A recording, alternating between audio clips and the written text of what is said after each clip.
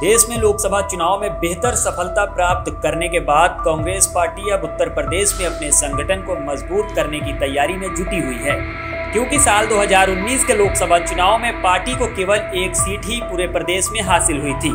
वही वोटिंग प्रतिशत भी कम हुआ था।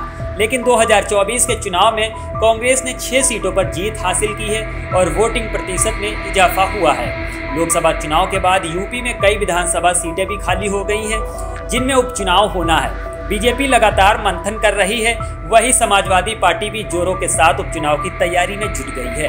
कांग्रेस पार्टी भी लोकसभा चुनाव के बाद से ही इसकी तैयारी में जुटी हुई है।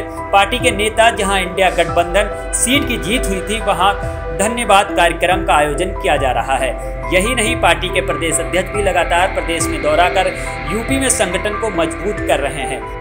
कांग्रेस पार्टी प्रदेश में होने वाले विधानसभा उपचुनाव पर अपनी नजर बनाए हुए हैं। सूत्रों की माने तो 10 सीटों पर होने वाले उपचुनाव में पार्टी सपा के साथ मिलकर चुनाव लड़ना चाहती है।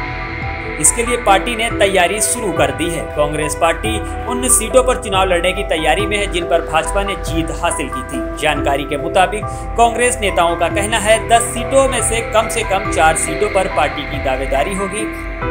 बता दें, लोकसभा चुनाव में विधायकों के जीत करने के बाद विधानसभा की कुल 10 सीटें खाली हो गई थी। इनमें भाजपा के विधायकों ने जहां जीत हासिल की थी, उनके नाम फूलपुर, खैर, गाजियाबाद, मझुआ विधानसभा सीट है। वही रालोद ने मीरापुर सीट से अपने विधायक चंदन चौहान को बिजनौर लोकसभा सीट से चुनाव में उतारा था। साथ ही सपा विधायक इरफान सोलंकी को सजा होने के बाद सदस्यता जाने के बाद कानपुर की सीमाऊ विधानसभा सीट पर उपचुनाव होगा। इस तरह कुल 10 सीटों में से 5 सीटों पर समाजवादी पार्टी का कब्जा है, जिनके नाम मिल्कपुर, करहल, कटहरी व कुंदरकी है। अब देखना यह होगा उपचुनाव में कि इस पार्टी को कितनी सीटें मिलती हैं। तब तक बने रहे अमृत विचार के साथ।